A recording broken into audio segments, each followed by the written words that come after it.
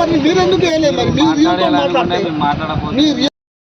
కానీ ఈ లారీల మీద కవర్లు వేయాలి, లైటింగ్ పెంచాలి, రోడ్డు వెడల్పు పెంచాలి.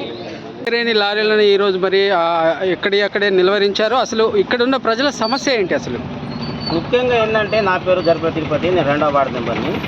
విషయం ఏంటంటే, వీళ్ళది లిమిటెడ్ అనే లేదు. ఫస్ట్ ఆఫ్ ఆల్ లారీలు ఎంతవరకు స్పీడ్ వస్తుంది ఒకటి. సెకండ్ వన్, ఈ రోడ్ అనేది దీని వెడల్పు 2 లారీలు గిట్ట పోతే ఒక వెహికల్ రావడానికి ఇబ్బంది అవుతుంది. ఇంకోటి వీళ్ళ టార్పాల్ అనే సమస్య ఒకటి. వీళ్ళు ఎంత బొగ్గు అంటే చాలా కష్టపడుతుంది. రాబోయే కాలంలో పంట చేనులకు ఎంత నష్టం ఉంటుంది. ఇంకోటి వీళ్ళ ప్రతి ఒక్క పని వీళ్ళు చేసే కొన్ని కార్యక్రమాలు సింగరేణి యాజమాన్యం ఏంటంటే ఎవరు చూసి చూడనట్టుగా వీళ్ళు వివరించుకుంటారు. మేము ముఖ్య ఉద్దేశం దీనికి ఆపడానికి కారణం ఏంటంటే, వీళ్ళది సింగరేణి యాజమాన్యానికి నేను ఫస్ట్ ఆఫ్ ఆల్ చెప్పేదంటే రోడ్డు విస్తరణ పెంచాలి. సెకండ్ వన్, వీళ్ళు చేసే కొన్ని పద్ధతులు, వీళ్ళ టార్పాలు కానీ వీళ్ళ స్పీడ్ లిమిటెడ్ కానీ ఇక్కడ ఎంత స్పీడ్ పోవాలి, దీని స్పీడ్ బ్రేక్ ఉన్నది, అక్కడ పట్టించుకునే నాదుడు లేడు. ఇక్కడ ఉంది, ఇక్కడ ఆ రోడ్డు పలిగింది, ఆ పలిగి గత నెల రోజులు అవుతుంది, దానికి పట్టించుకునే నాదుడు లేడు.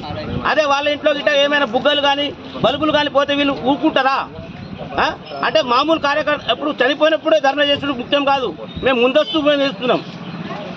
దీనికి యజమానం తొందరగా వచ్చి జరుగుతున్నటువంటి లారీ అసోసియేషన్ వాళ్ళు, lorry association, lorry transport, open cast బొగ్గు రావడము తప్పు లేదు. కానీ ఇక్కడ ఉన్నటువంటి విలేజెస్ని కూడా గుర్తుపెట్టుకోవాలి. మేనేజ్మెంట్ గుర్తుపెట్టుకోకుండా రఫ్ అండ్ టఫ్ ర్యాష్గా లారీలు నడిపేయడం ఒకటి.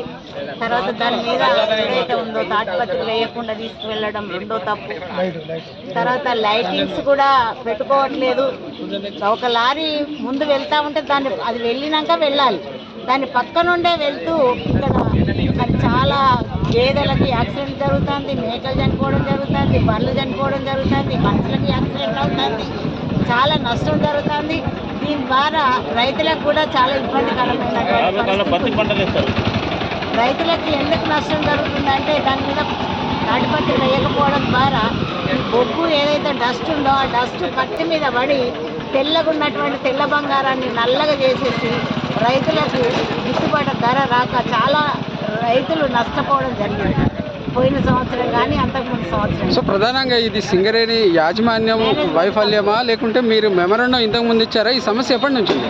సమస్య చాలా రోజులు. మా పిల్లలైతే ఇక్కడ యూత్ అసోసియేషన్ నుండి చాలాసార్లు రవినాయక్ కావచ్చు, తిరుపతి కావచ్చు, ఇక్కడ ఉన్న యూత్ అంతా కూడా జిఎంఎస్ గారి దృష్టికి తీసుకువెళ్ళడం జరిగింది. వారు స్పందించడం లేదు. అసలు మేనేజ్మెంట్ తప్పు.